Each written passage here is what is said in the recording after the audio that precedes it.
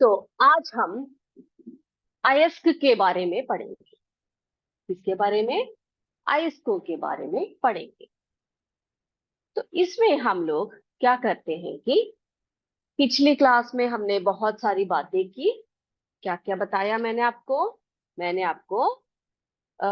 खनिज कहाँ पाए जाते हैं, अ, जैसे कि खनिज पृथ्वी के तल पर, भूपर्पटी पे तथा समुद्र में पाए जाते हैं। इतनी सारी बातें आपको बताई थी, है ना। और ये भी बताया था कि खनिज धातु व अधातु तत्वों के यौगिक भी हो सकते हैं, जैसे कि बॉक्साइट बताया था मैंने आपको, जो कि एल्यूमिनियम धातु और ऑक्सीजन अधातु का यौगिक है। फिर आपको एक और उदाहरण बताया था कॉपर ग्लास का। कॉपर ग्लास क्या है? कॉपर ग्लास जो है वो तांबा तथा सल्फर का, यानी कि जो तांबा है वो धातु है और जो सल्फर है वो अधातु है, उनके यौगिक है। इतनी बातें हमने कर ली थी। फिर ये भी बताया था कि कुछ धातुएं जो है मुक्त अवस्था में पाई जाती है, जैसे कि सोना और प्लैटिनम। फिर ये भी हमने देखा कि जो है हमारा एल्यूमिनियम, लोहा और मैंगनीज जैसी धातुएं ऑक्साइड के रूप में पाई जाती है तथा कुछ धातुएं सल्फाइड के रूप में तथा कार्बोनेट के रूप में भी पाई जाती है। ठीक है। तो आज हम बात करेंगे अयस्क के बारे में। किसके बारे में? अयस्क, जिसको हम ओर कहते हैं।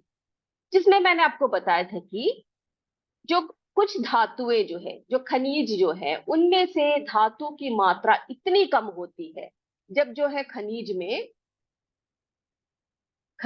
में धातु की मात्रा धातु की मात्रा धातु की मात्रा कम हो, धातु की मात्रा कम हो, तो उसका निष्कर्षण कैसा हो जाता है? उसका निष्कर्षण जो है कठिन हो जाता है। उसका निष्कर्षण कैसा हो जाता है बेटा? उसका निष्कर्षण जो है कठिन हो जाता है ना।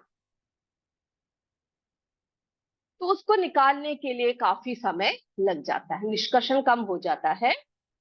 ठीक है। तो निष्कर्षण निष्कर्षण आसान नहीं होता, सरल नहीं होता, और इसमें बहुत लागत भी लगती है और खर्चा भी ज्यादा लगता है।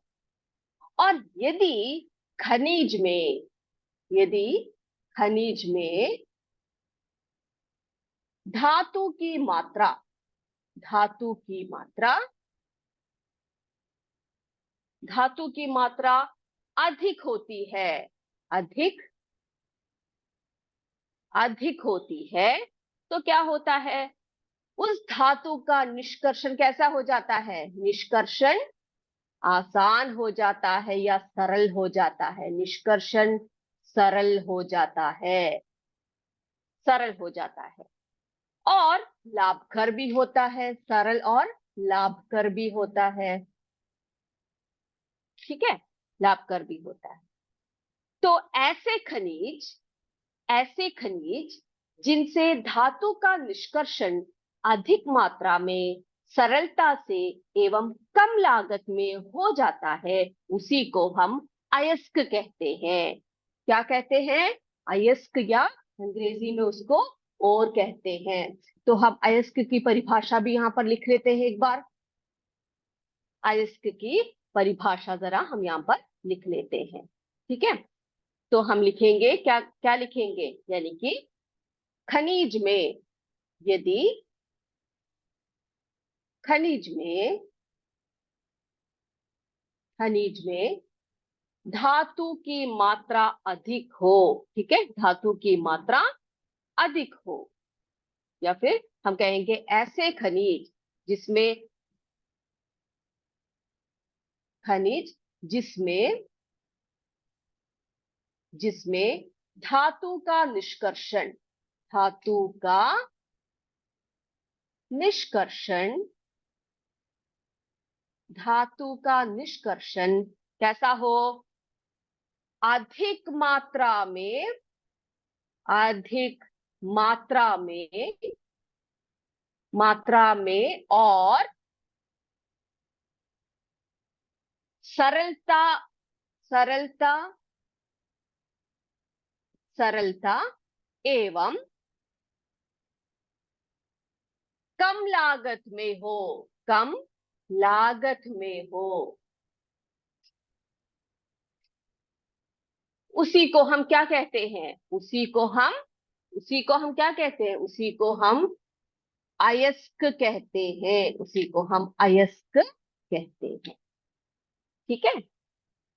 अब इस प्रकार हम ये कह सकते हैं कि सभी जो अयस्क है, सभी अयस्क खनिज होते हैं, सभी अयस्क क्या होते हैं? खनिज होते हैं, परंतु सभी खनिज अयस्क नहीं होते। क्या कहा मैंने? सभी अयस्क, सभी अयस्क क्या होते हैं? सभी अयस्क खनिज होते हैं।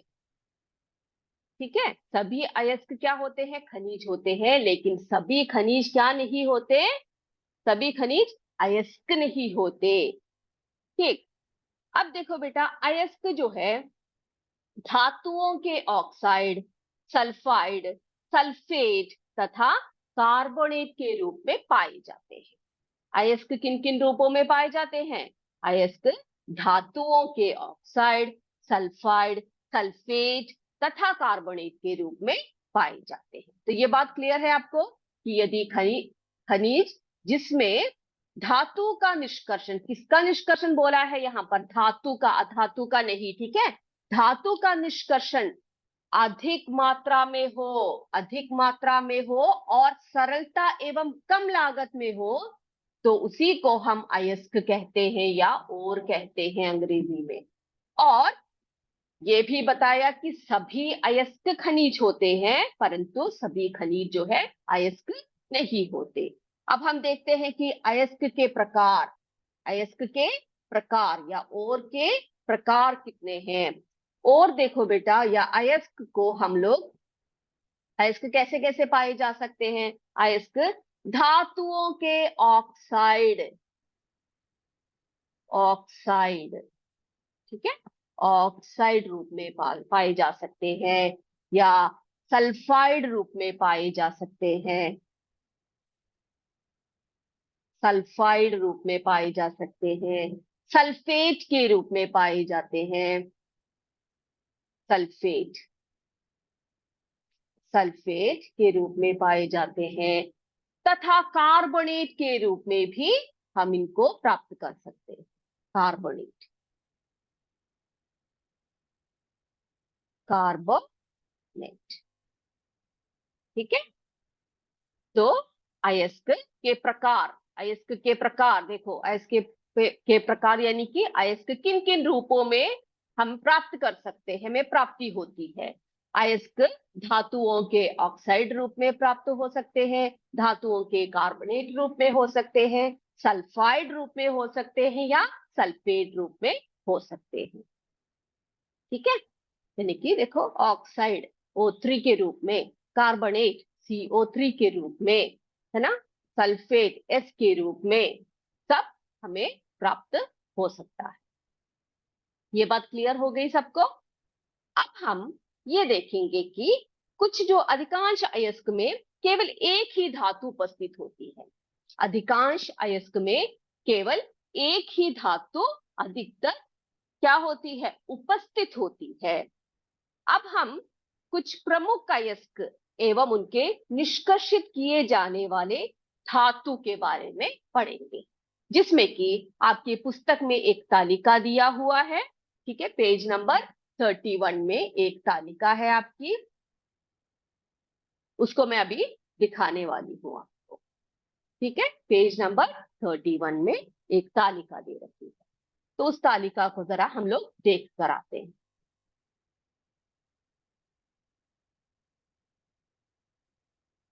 चलिए, ये है वो तालिका, सबके पुस्तक में दिया हुआ है।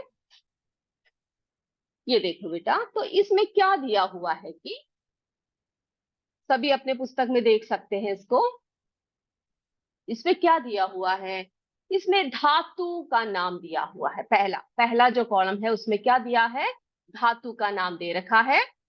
दूसरे में अयस्क का नाम दिया हुआ है, तीसरे में अयस्क में बहुतायत में उपलब्ध यौगिक का रासायनिक सूत्र, उसका रासायनिक सूत्र दिया हुआ है, और अयस्क किस रूप में प्राप्त होता है वो भी दिया हुआ है।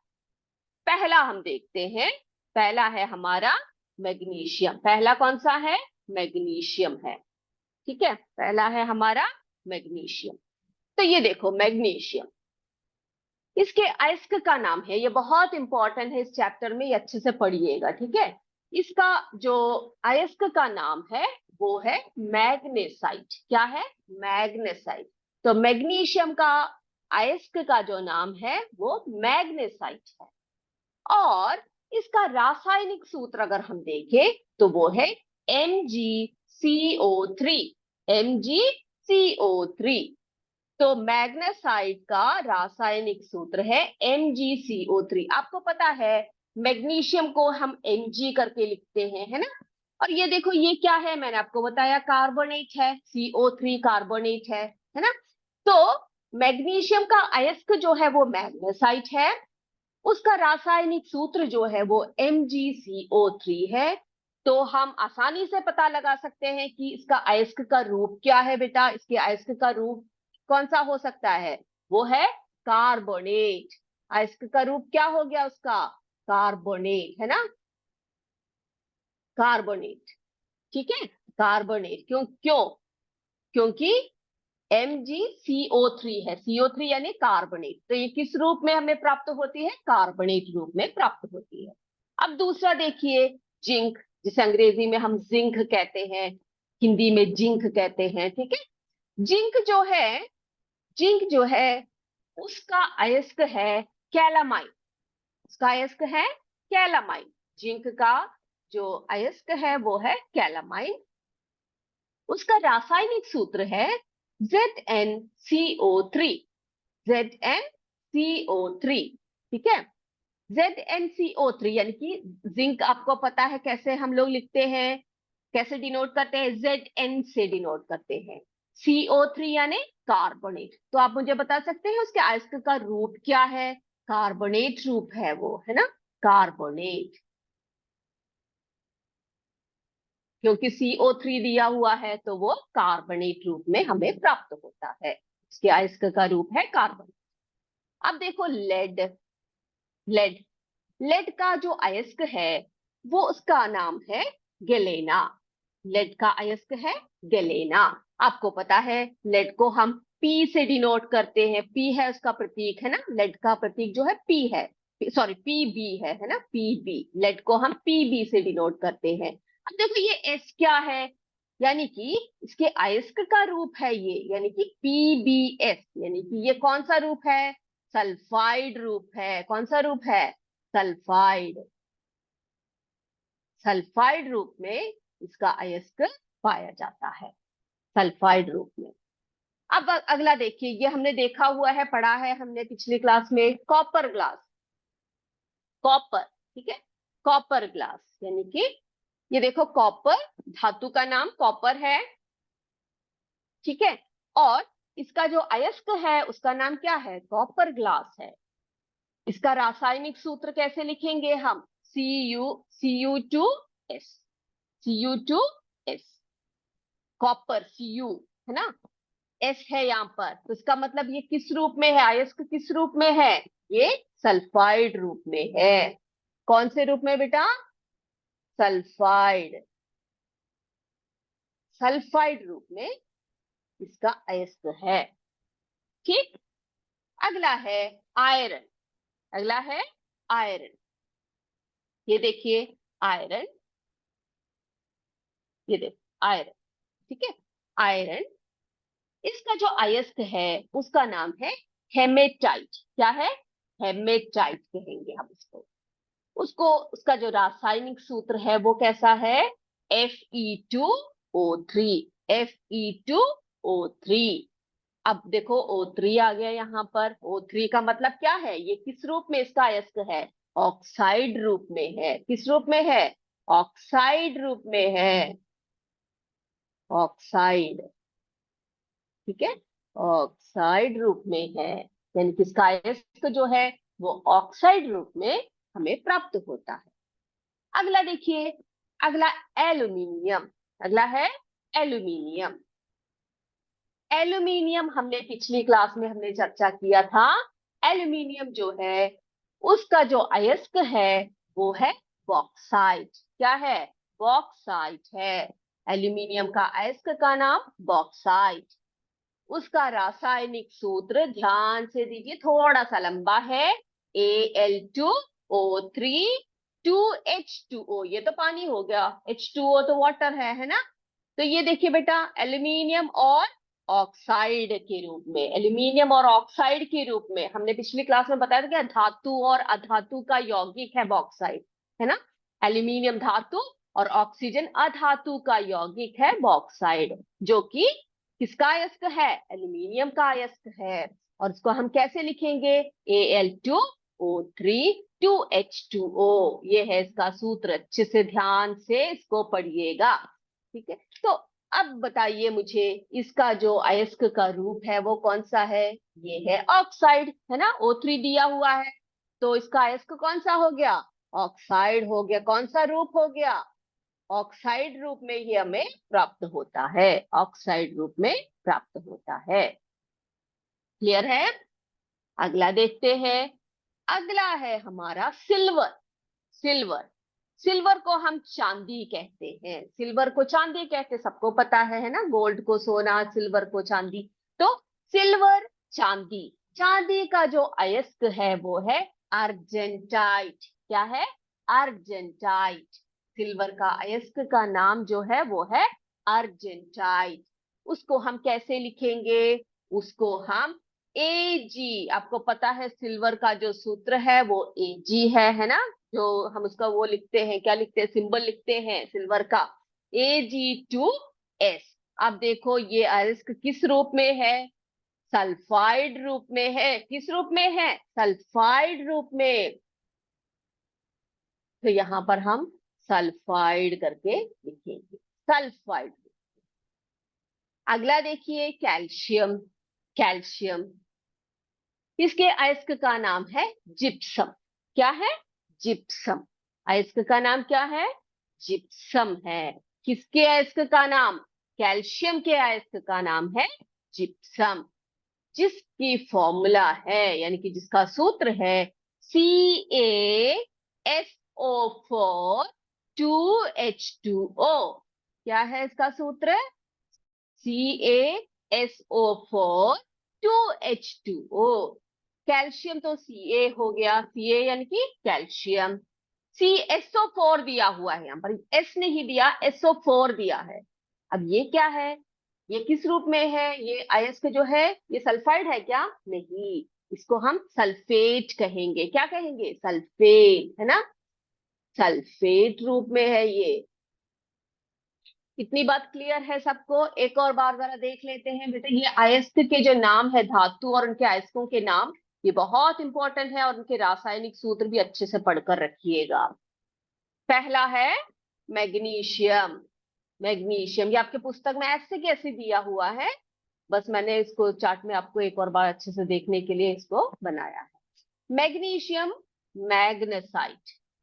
मैग्नीशियम का अयस्क है मैग्नेसाइट, जिसका सूत्र है MgCO3। MgCO3, यानी कि इसका जो अयस्क का रूप है वो है कार्बोनेट। अयस्क का रूप क्या है? कार्बोनेट। अयस्क का रूप कार्बोनेट, ठीक है। अगला देखिए, जिंक। अगला है जिंक। जिंक का अयस्क कैलामाइन। जिंक का अयस्क कैलामाइन, ZnCO3। ZnCO3। अयस्क का रूप है कार्बोनेट। अयस्क का रूप कौन सा है? कार्बोनेट रूप है। अगला है लेड। लेड का है गलेना। लेड का गलेना। गलेना है इसका अयस्क। किसका अयस्क? लेड का अयस्क है। इसको हम कैसे लिखेंगे? PbS लिखेंगे। PbS लिखेंगे, इसका सूत्र PbS है। ये सल्फाइड रूप में प्राप्त होता है, इसका अयस्क जो है सल्फाइड रूप में है। कॉपर। कॉपर। कॉपर का अयस्क है कॉपर ग्लास। कॉपर का अयस्क क्या है? कॉपर ग्लास है। Cu2S। Cu2S ये कौन से रूप में है इसका अयस्क? सल्फाइड रूप में। कौन से रूप में? सल्फाइड रूप में है। अगला है आयरन। आयरन का अयस्क है हेमेटाइट। आयरन का अयस्क कौन सा है? हेमेटाइट। इसको कैसे लिखेंगे? इसका सूत्र को कैसे लिखेंगे? Fe2O3। ये ऑक्साइड रूप में पाया जाता है। इसका अयस्क कौन से रूप में पाया जाता है? ऑक्साइड रूप में। O3 ऑक्साइड रूप में पाया जाता है। अगला है एल्यूमिनियम। एल्यूमिनियम का अयस्क है बॉक्साइट। एल्यूमिनियम का जो है अयस्क वो है बॉक्साइट। इसको कैसे लिखेंगे? इसका फॉर्मूला कैसे लिखेंगे हम? Al2O3 2H2O। Al2O3 2H2O इसका अयस्क ऑक्साइड रूप में पाया जाता है। ऑक्साइड रूप में। अगला है सिल्वर या चांदी। इसका जो अयस्क है वो अर्जेंटाइट है। कौन सा है? अर्जेंटाइट है। Ag2S।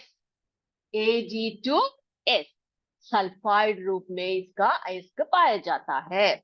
अगला है कैल्शियम। कैल्शियम का जो अयस्क है वो है जिप्सम। कैल्शियम का अयस्क जिप्सम है। इसको कैसे लिखेंगे? CaSO4 2H2O। यहाँ पर SO4 आया है, इसका मतलब ये सल्फेट रूप में है। कौन से रूप में है? सल्फेट रूप में। इतनी बात क्लियर है सबको? क्लियर हो गई? तो ये तालिका एकदम से पढ़ के रखिएगा, ठीक है? बाय हार्ट करके रखिएगा, ये बहुत ही इंपॉर्टेंट है। अगला देखो बेटा, भारत में खनिज की उपलब्धता। अगला टॉपिक है हमारा भारत में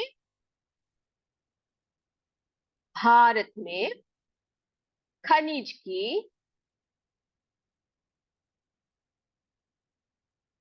की उपलब्धता।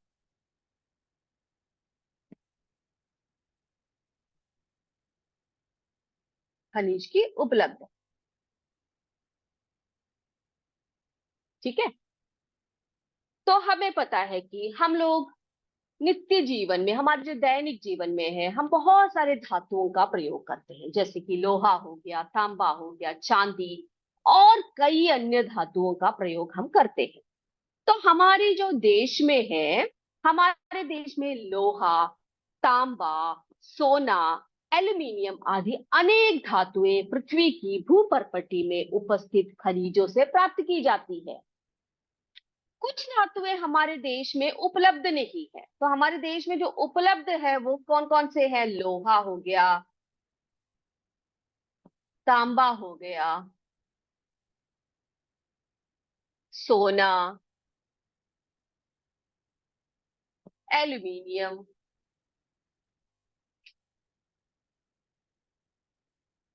आदि धातुएं, है ना? ये सब हमारे जो भारत के भूपर्पटी पर उपस्थित है खनिज जो है, से हम लोग प्राप्त कर सकते हैं।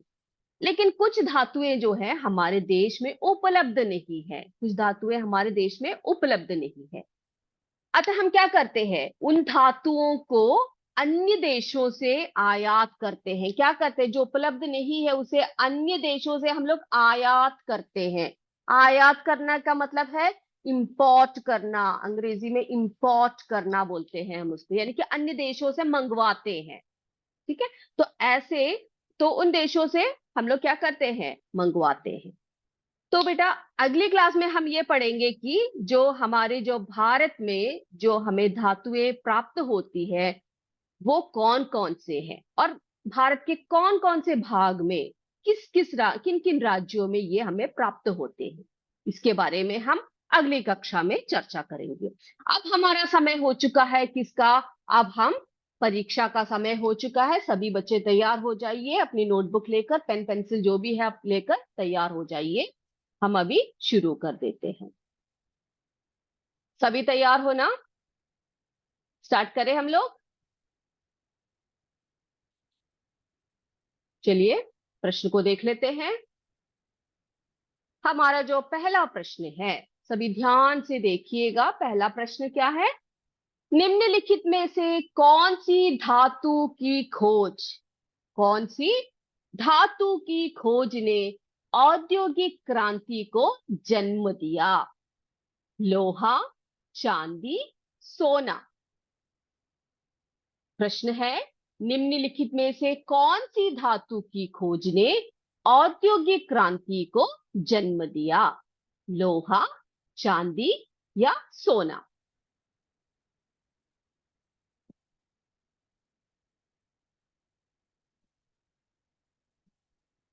अगला प्रश्न, दूसरा प्रश्न है हमारा, निम्नलिखित में से कौन सी धातुएं मुक्त अवस्था में पाई जाती हैं? निम्नलिखित में से कौन सी धातुएं मुक्त अवस्था में पाई जाती है?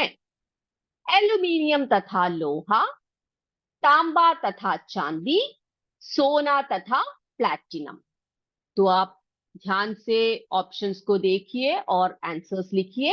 निम्नलिखित में से कौन सी धातुएं मुक्त अवस्था में पाई जाती है?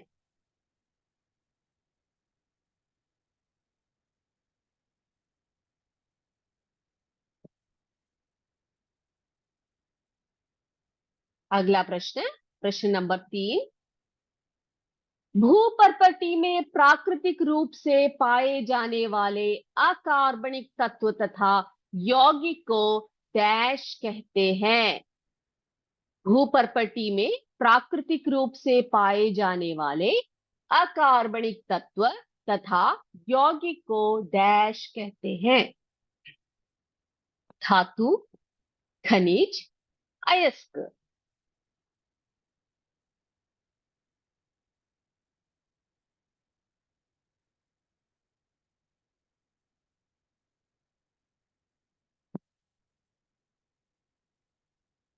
चौथा प्रश्न, sodium chloride, sodium iodide, sodium iodate आदि खनिज कहाँ पाए जाते हैं? यहां पर एक कॉमा है, प्रिंटिंग मिस्टेक है यहां पर।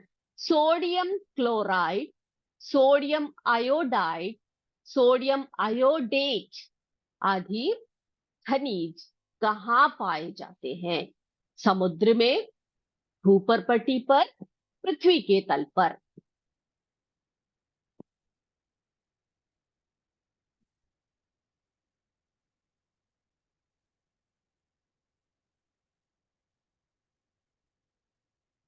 पांचवा प्रश्न, बॉक्साइट का रासायनिक सूत्र क्या है? बॉक्साइट का रासायनिक सूत्र क्या है? Al2O3 2H2O, AlO4 2H2O, AlO4 2H2O। यहां पर O5 लिख दीजिए आप, ठीक है? AlO5 2H2O। तो इनमें से बॉक्साइड का रासायनिक सूत्र क्या है? ये देखिए, दोनों ऑप्शन एक जैसे आए हैं। यहां पर आप AlO5 लिख दीजिए, O5 2H2O। तो इनमें से कौन सा है बॉक्साइड का रासायनिक सूत्र?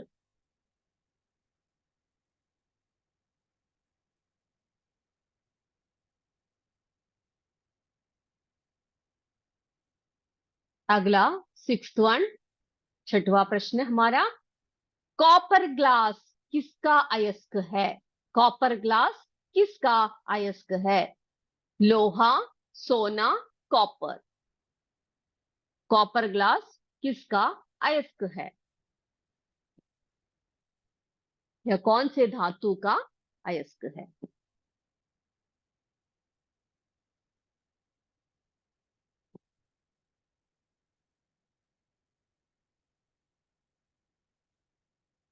सातवां प्रश्न हमारा,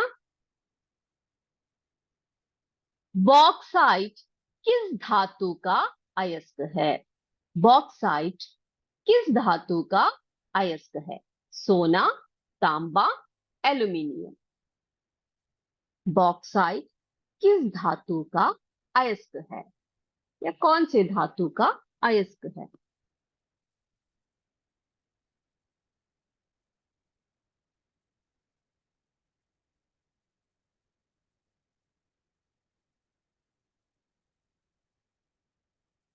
8वां प्रश्न, सोना और प्लैटिनम जैसी धातुएं डैश के रूप में पाई जाती हैं। सोना और प्लैटिनम जैसी धातुएं डैश के रूप में पाई जाती हैं। सिलिकेट के रूप में, तत्वों के रूप में, सल्फाइड के रूप में। सिलिकेट के रूप में, तत्वों के रूप में, सल्फाइड के रूप में। किन रूपों में सोना और प्लैटिनम जैसी धातुएं पाई जाती है?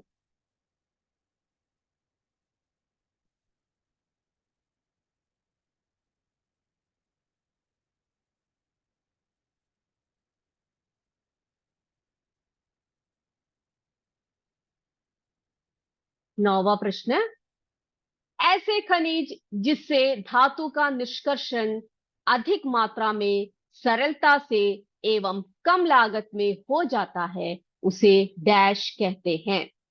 ऐसे खनिज जिससे धातु का निष्कर्षण अधिक मात्रा में सरलता से एवं कम लागत में हो जाता है उसे डैश कहते हैं। अयस्क, आयन, अधातु।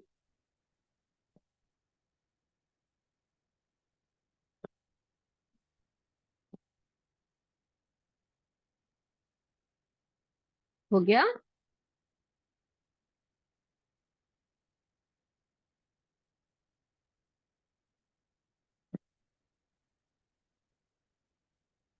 हमारा आखिरी प्रश्न, एल्यूमिनियम, लोहा और मैंगनीज।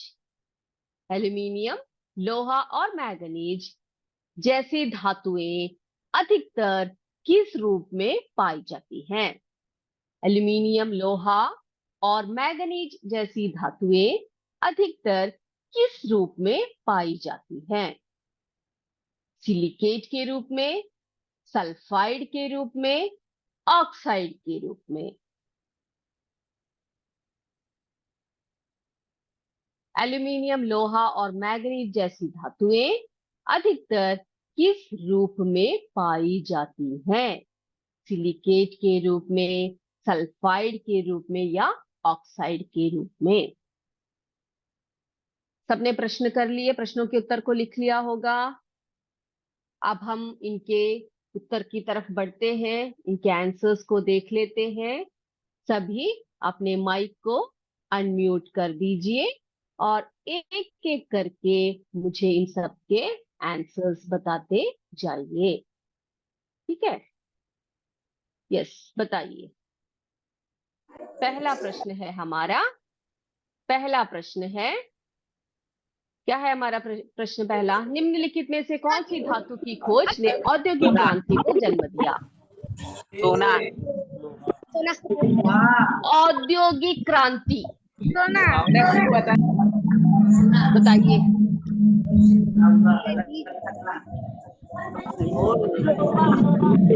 लोहे की खोज ने, वेरी गुड। किसी बच्चे ने कहा लोहे की खोज में, बिल्कुल सही है, सोने की खोज ने नहीं। अगला, निम्नलिखित में से कौन सी धातुएं मुक्त अवस्था में पाई जाती हैं? एल्यूमिनियम तथा लोहा। मुक्त अवस्था में जो पाई जाती है वो कौन कौन सी है?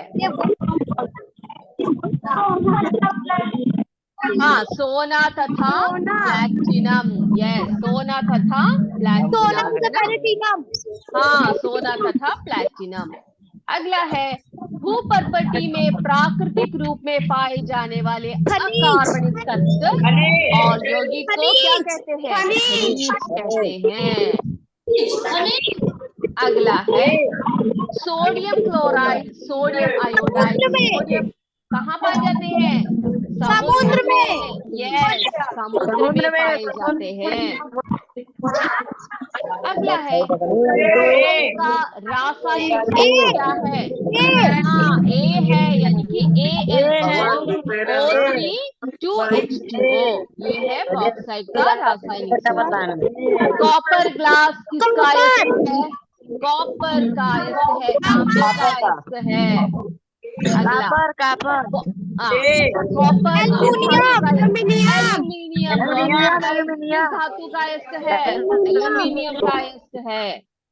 सोना और प्लैटिनम जैसी धातुएं तत्वों के रूप में तत्वों के सिलिकेट रूप के रूप में में। नहीं, गुड तत्वों के आंसर, रूप में, तत्वों के रूप में। यस।